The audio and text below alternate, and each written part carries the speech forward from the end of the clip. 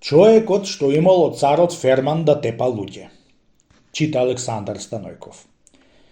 Во некој град отвориле муабет, во некој каве неколци на чорбаджи помеѓу себе, за кадијата во тој град дали зема рушвет.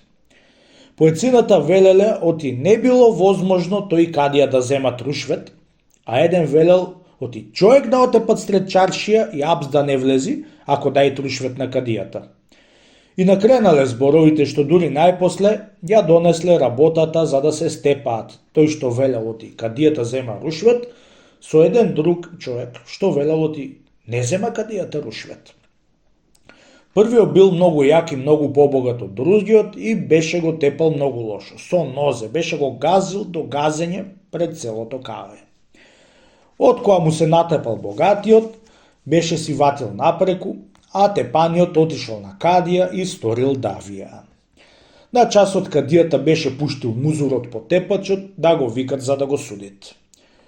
Оди кажи му на кадијата, му рекол тепачот на музурот, оти јас имам ферман од царот со 40 бентои да тепам луѓе сред чаршија, така абер да имат.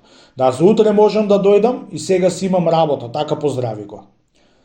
Отрчал музурот кај кадијата и му кажал оти човек кој имал ферман да тепа луѓе сред чаршија.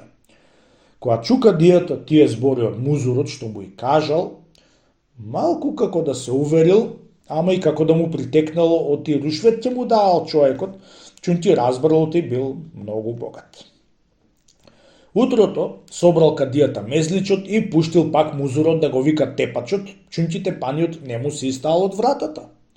Дошол тепачот и влегол кај кадијата, та застанал од десната страна, а тепаниот од левата страна.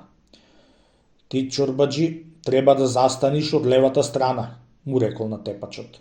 А другиот чорбаджија што чинит давија да застаните од десно, чунки таков е усулот.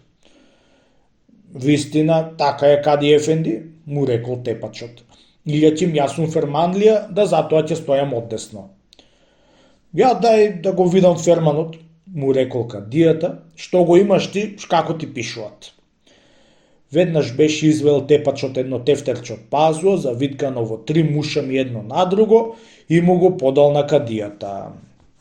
Го зел кадијата тефтерчето в раце, гледат, многу му дотежнало и се сетил оти има нешто пари внатре.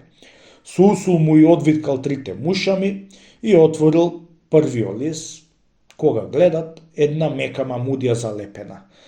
Тогај се сетил оти рушвет му давал чорбаджијата со маривет, а арнома кадијата и тој не бил поделен во такви маривети од чорбаджијата.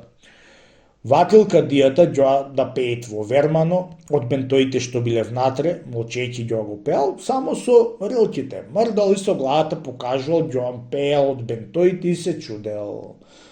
Така, сите листи од тефтерчето беше и превртел и беше и препел ѓоа. Кога и преброил алтаните, токму 40 беа биле.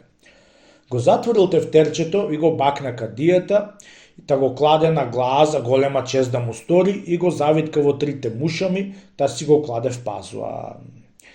Ечикат чорбаджи си имал ферман од царот, му рекол на тепачот. Емта мам се 40 бентои. Види вамо, чорбаджи, се сврта од кај тепаниот. Шуќур што не те отепал на место овој чорбаджија, чунки со овој ферман што го имал овој чорбаджија и мене да ме тепа, нема што да чинам. Толку се цалам бентоите што се пишени внатре со турата од царот. Слушајте вамо и вие мезличаалари, му рекол на мезличот. Еве, ели јаша насторив и од јаша кадија кај сум, нелер ферман и сум видел, или ваков ферман до рака не ми дошло. Ферманот чорбаджи, му рекол на тепачот, ќе остани вечерва кај мене за да го сторам кати во големиот тефтер и да му удрам мурот. Ај, ој си и ти, чорбаджи, лекуј се со кромбите и сол кај што имаш мудриње и чини доа оти те остеал жив овој чорбаджија. И уште една што него синат да не се заваќаш. Кога чу тие збори тепаниот од кадијата, си свило пашката в газ и си излегол од мевќемето надвор. Тепаниот тепан страменио страмен отишол и никому ништо. Само на тепанио му отекол газо и му се зацрвил вратот.